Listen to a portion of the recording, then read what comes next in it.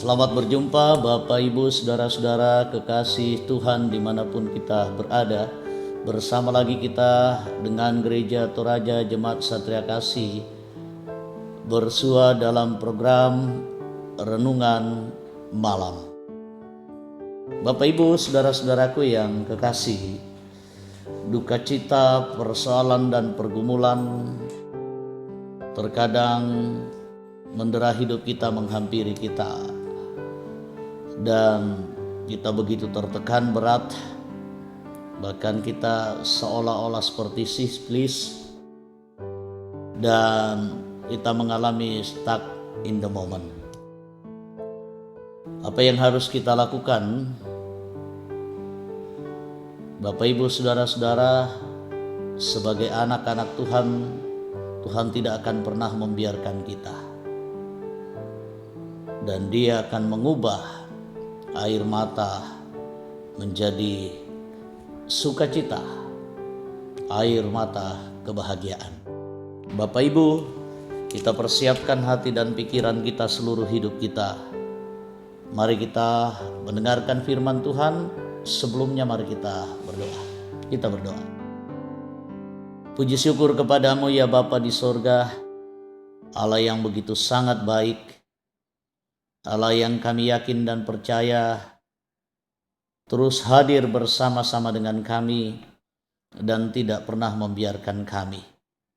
Juga ketika kami tertekan berat, bergumul karena banyaknya dan beratnya persoalan kehidupan ini, kami tak mampu berbuat apa-apa.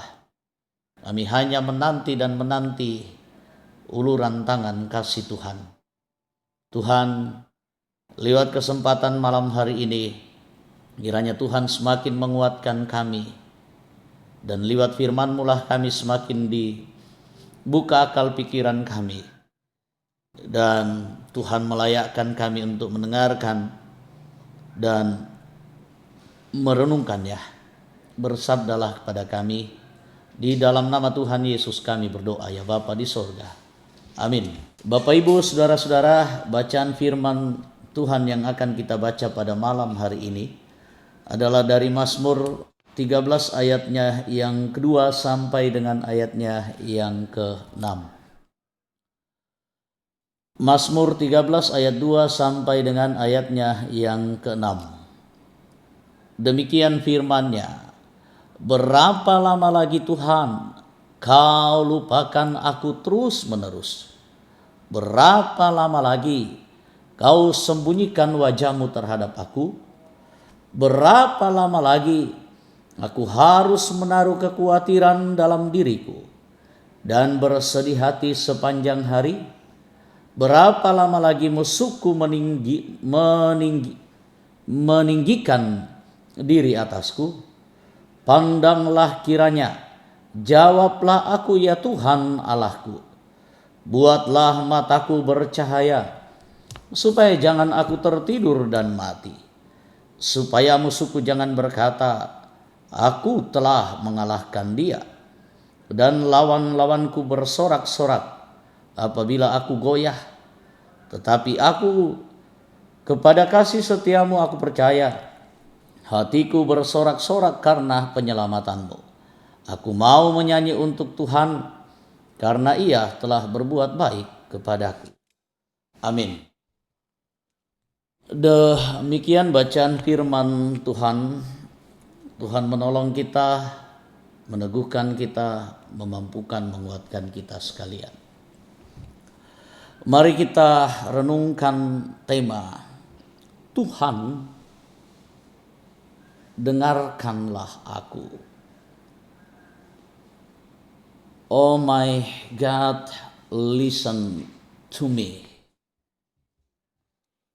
Bapak Ibu Saudara-saudara, berapa waktu yang lalu, tepatnya tanggal 8 November 2022, tengah malam, seorang sahabat yang kami kasihi, seorang rekan sepelayanan dalam Gereja Toraja, hambanya Pendeta Gerson demikian kami memanggilnya, atau Papa Angel, telah dipanggil Tuhan. Beliau tutup usia dalam usia yang masih cukup muda, 44 tahun. Beliau adalah seangkatan dengan kami, sama-sama alumni STT Rantepao. Seorang sahabat telah dipanggil Tuhan dalam usia 40 tahun, meninggalkan seorang istri dan 3 anak. Kami begitu sangat kaget, begitu sangat tersentak. Seakan tak percaya ketika pagi-pagi melihat chat di WA dan status-status yang begitu sangat banyak di Facebook. RIP Pendeta Gerson, selamat jalan Pendeta Gerson. Kami begitu sangat shock, kaget. Dan beberapa hari yang lalu jenazahnya telah dimakamkan di Tikala, tepatnya di Tikala di Toraja Utara. Lalu pertanyaannya, apa sih maksud Tuhan bagi gereja Toraja lewat peristiwa ini? Apa untungnya bagi gereja Toraja lewat peristiwa kematian hambanya? Bagi sahabat-sahabat, sementara sahabat-sahabat begitu sangat berduka, gereja Toraja masih sangat memerlukan tenaga pikirannya dan loyalitas, integritas pelayanannya. Bagi keluarga, bagi jemaat, bagi istri dan anak-anak, apa artinya, apa maksudnya? Lalu apa manfaatnya bagi anak-anak dan istri? Bukankah secara manusiawi kita melihat ini menimbulkan duka cita yang begitu sangat dalam? Itu mungkin hanya sebagian contoh dari duka cita yang kita alami. Kita merasa begitu sangat kehilangan. Saya yakin banyak di antara kita mungkin yang mengalami duka cita yang lebih dalam, lebih berat. Yang ada hanya derai air mata. Dari segi manfaatnya mungkin kita akan mengatakan sama sekali tidak ada. Yang ada derai air mata, kesedihan, duka cita yang sangat berat. Terutama bagi istri dan bagi anak-anak yang begitu sangat mencintai, yang begitu sangat menyayangi. Dan bahkan juga bagi sahabat-sahabat dan bagi orang-orang yang mencintai beliau. Terbukti sejak meninggalnya, pelataran duka tak pernah sepi, dan bahkan sampai pemakaman begitu sangat banyak yang datang melayat sebagai bentuk bahwa banyak orang yang begitu sangat kehilangan. Manfaatnya apa? Yang ada hanya duka cita. Terutama bagi istri dan bagi anak-anak. Sampai kapan ini duka cita ini? Sampai kapan itu bisa hilang? Dan apakah duka cita itu bisa hilang? Berapa lama kesedihan itu? Berapa lama panjangnya ke duka cita nanti itu? Dan bisa berubah menjadi kegirangan, keceriaan, dan tawa. Bapak, Ibu, saudara-saudara, bolehkah kita mengeluh kepada Tuhan, menyampaikan itu kepada Tuhan? Tuhan tidak melarang, Bapak, Ibu, saudara-saudara. Bukankah di dalam doa kita menyampaikan keluhan kita? Keluhan dalam artian bahwa ketidakberdayaan kita. Di situ ada duka cita kita yang begitu sangat dalam. Di situ ada kesedihan kita yang begitu sangat dalam. Daud, Bapak, Ibu, saudara-saudara, dalam bacaan kita pun menyampaikan hal yang sama. Menyampaikan kegelisahannya, menyampaikan keadaan jiwanya yang begitu sangat terguncang, yang begitu sangat berduka, yang begitu sangat tertekan karena persoalan hidup. Mazmur 13 itu disebut sebagai mazmur disorientasi. Dalam artian bahwa Mazmur ini mengungkapkan isi ratapan, perasaan, kegelisahan karena ada kesedihan. Dan Mazmur 13 ini kesedihan karena adanya bahaya maut, situasi yang tidak menyenangkan, yang tidak mengenakkan, yang begitu sangat intens, begitu sangat besar. Dan dalam keadaan seperti itu sepertinya tidak ada seorang pun yang bisa benar-benar bisa menolong. Benar-benar pemazmur begitu sangat tak berdaya.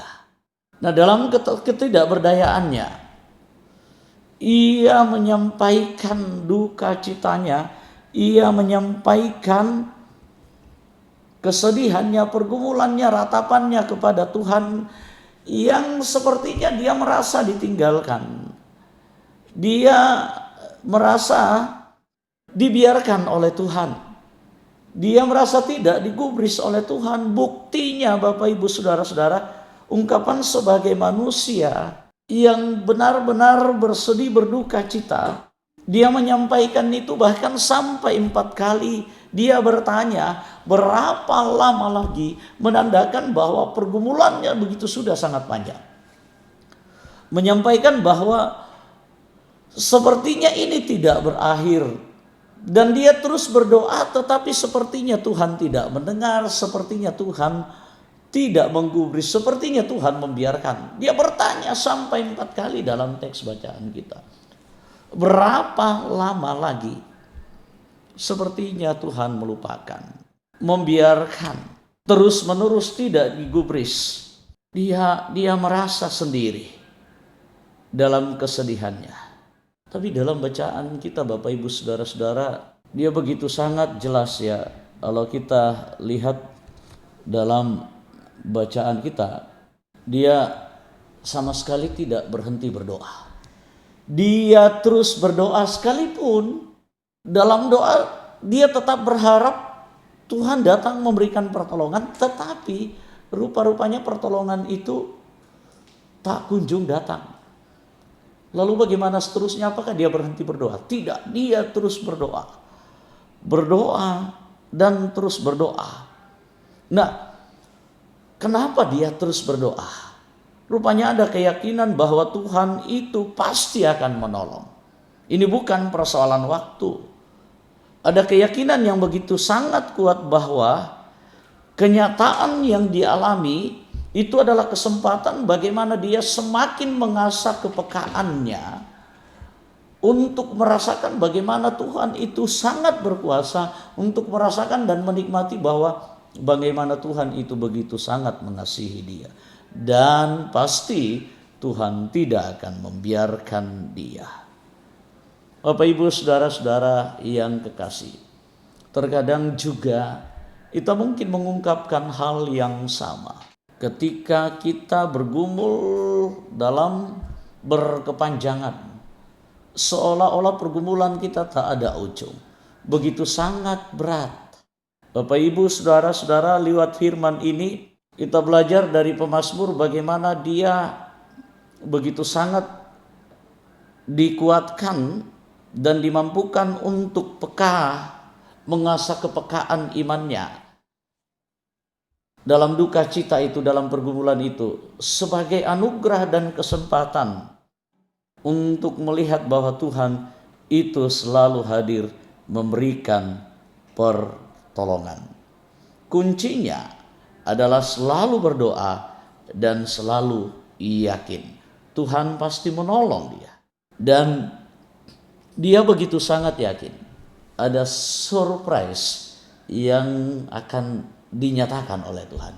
Surprise itu sesuatu yang mensukacitakan, sesuatu yang menggembirakan, sesuatu yang menimbulkan kegirangan. Dan itu hanya kita tidak boleh rasakan ketika kita yakin dan tetap bertahan dan terus berdoa. Tuhan pasti hadir memberikan pertolongan, menggantikan sukacita, menggantikan duka cita menjadi sukacita. menggantikan tangisan menjadi kebahagiaan. Yakinlah Bapak Ibu Saudara-saudara, apapun persoalan kita, Tuhan pasti menyendengkan telinga, mendengarkan dan memberikan jawab atas doa kita. Tuhan mendengar dan melakukan apa yang kita minta kepadanya. Roh Kudus menolong kita. Amin. Mari kita memuji Tuhan dengan nyanyian pujian kepadamu ku berdoa.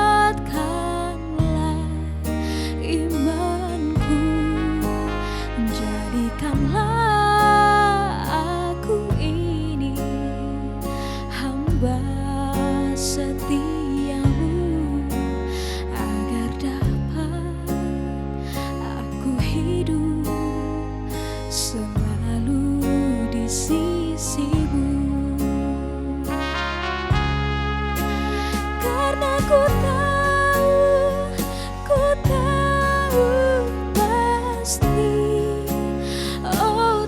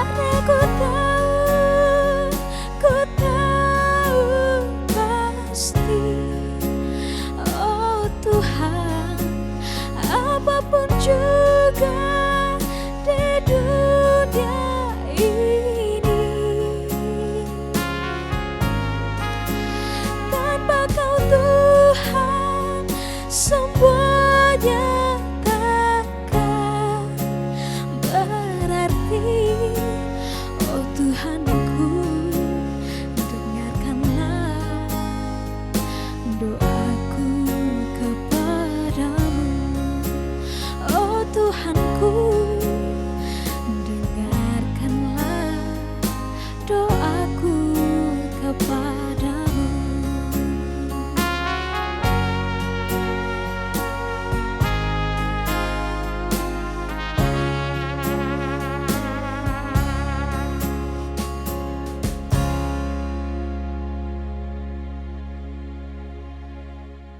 Mari Bapak Ibu, Saudara-saudara, kita satu dalam doa. Kita berdoa. Terima kasih Bapa di sorga. Ternyata pergumulan adalah kesempatan bagi kami untuk mengasah kepekaan iman kami.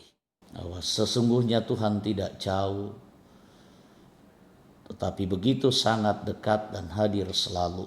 Tidak membiarkan kami dipermalukan, diluluk lantakkan oleh persoalan-persoalan kehidupan. Tolong kami, kuatkan kami Tuhan.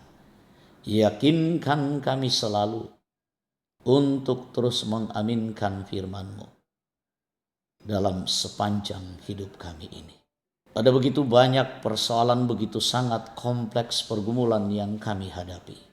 Dan ada yang begitu sangat berat, apapun itu dan beratnya bagaimanapun, Tuhan pasti sanggup menolong kami, memberikan pertolongan, hadir menguatkan kami sekalian. Terutama saudari kami, istri dari pendeta almarhum Pendeta Gerson dan anak-anak yang berduka cita. Kuatkan, yakinkan dia.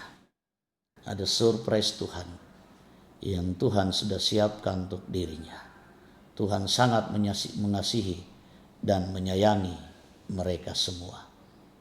Kami kehilangan, tetapi lewat duka cita tentu ada maksud Tuhan yang terbaik bagi kami sekalian. Dan lewat persoalan-persoalan hidup, ada maksud Tuhan yang indah, yang baik bagi kami.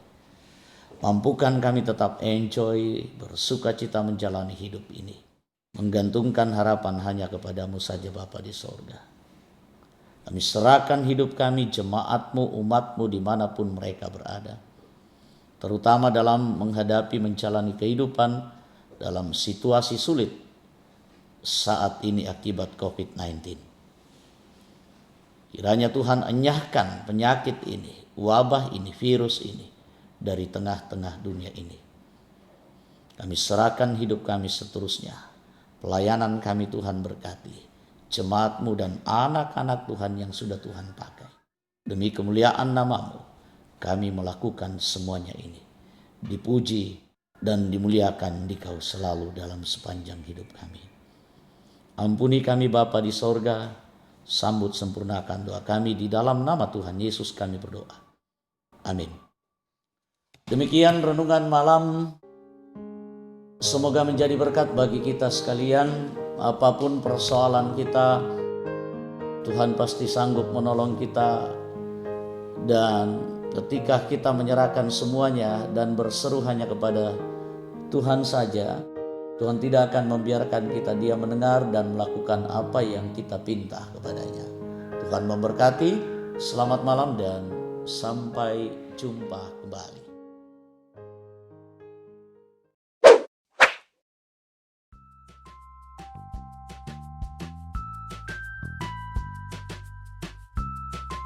Wah, Shalom. Shalom. Saya datang membawa dokumen untuk pemilihan penatua dan diaken Jemaat Satria Kasih. Ya, terima kasih, saya sudah menunggunya dan saya sudah menyiapkan diri untuk memilih. Terima kasih Bapak. Terima kasih. Ya, shalom, Tuhan berkati.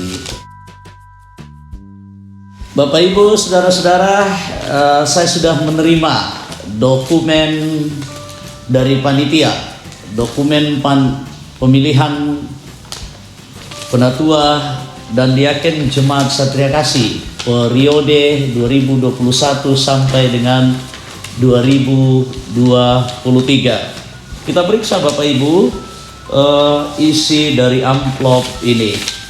Ya,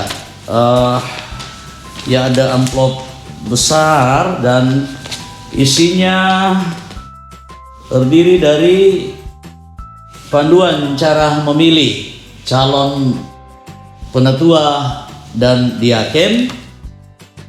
Ini terlebih dahulu kita membacanya dengan secermat mungkin sebagai panduan kita untuk menentukan siapa yang akan kita pilih menjadi penatua dan diaken. Dan ini pun dokumen penting dari panitia tentang kuota. Berapa kuota penatua dan diaken tiap kelompok yang akan kita pilih.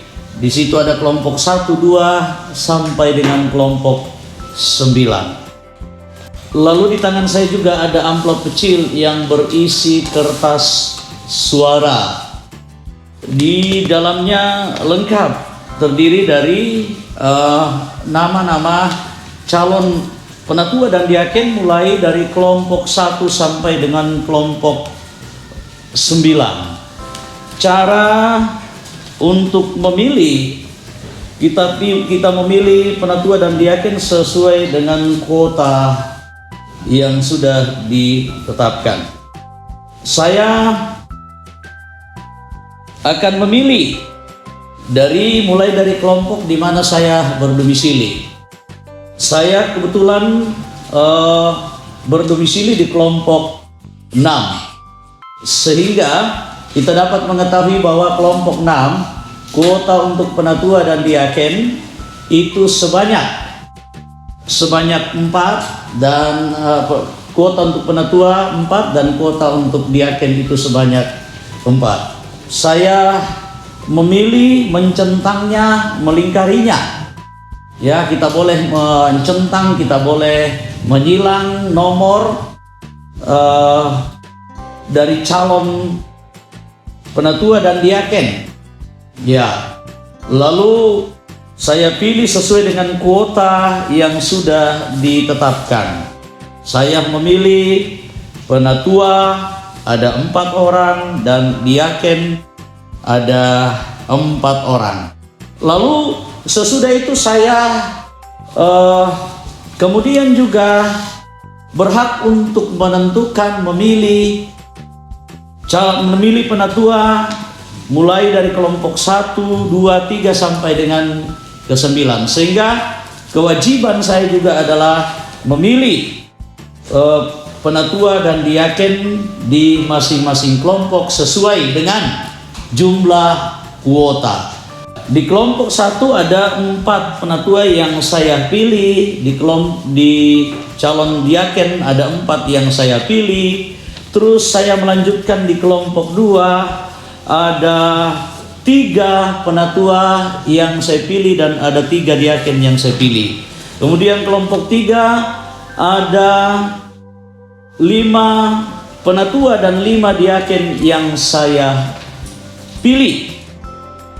Dan di kelompok 4 ada 3 penatua dan 3 diaken yang saya pilih. Di kelompok 5 ada 5 penatua dan 5 diaken yang saya pilih. Kemudian saya memilih juga untuk di kelompok 7 ada 5 penatua dan 5 diaken. Kemudian saya juga memilih penatua dan diaken di kelompok 8 masing-masing, 4 penatua dan 4 diaken. Dan yang terakhir saya juga memilih penatua dan diaken yang ada di kelompok 9. Saya melingkari atau menyilang sebanyak 7 penatua dan 7 diaken. Sesudah itu kertas suara saya lipat dan saya masukkan ke dalam amplop yang sudah tersedia. Bapak Ibu, jikalau kita di satu rumah tangga memiliki 4 orang yang berhak memilih, berarti kita mendapatkan 4 amplop yang di dalamnya ada surat suara. Jikalau kita ada 5 berarti kita mendapatkan 5. Jikalau kita ada 9, kita juga mendapatkan 9 kertas suara. Sesudah itu Bapak Ibu Saudara-saudara, penting untuk kita ketahui bahwa sebelum kita memilih penatua dan calon diaken, kita menunggu bersama-sama secara menyeluruh panduan yang akan disampaikan dari Gedung Gereja Jemaat Satria Kasih lewat ibadah live streaming, dan pemilihan akan dilaksanakan sesudah kita dipandu lewat doa pada tanggal 22 November 2020 dari Gereja Toraja Jemaat Satria Kasih. Perlu juga kita ketahui Bapak Ibu Saudara-saudara, dari 75 calon penatua dan 76 calon diaken, ada 40 penatua dan 40 diaken yang akan terpilih. Bapak Ibu, nama-nama yang ada di dalam amplop ini yang adalah calon penatua dan diaken juga sudah ditetapkan secara sah dalam rapat pleno Majelis Gereja Jemaat Satria Kasih Jumat tanggal 30 Oktober 2020. Mari kita persiapkan seluruh hidup kita, hati kita, semoga kita digerakkan oleh Roh Kudus untuk memilih hamba-hambanya yang Tuhan akan pakai selama 3 tahun ke depan di Gereja Toraja Jemaat Satria Kasih. Semoga lewat pemilihan ini Tuhan yang dimuliakan. Terima kasih, saya sudah menentukan pilihan saya dan saatnya saya akan memasukkan ke dalam kotak suara.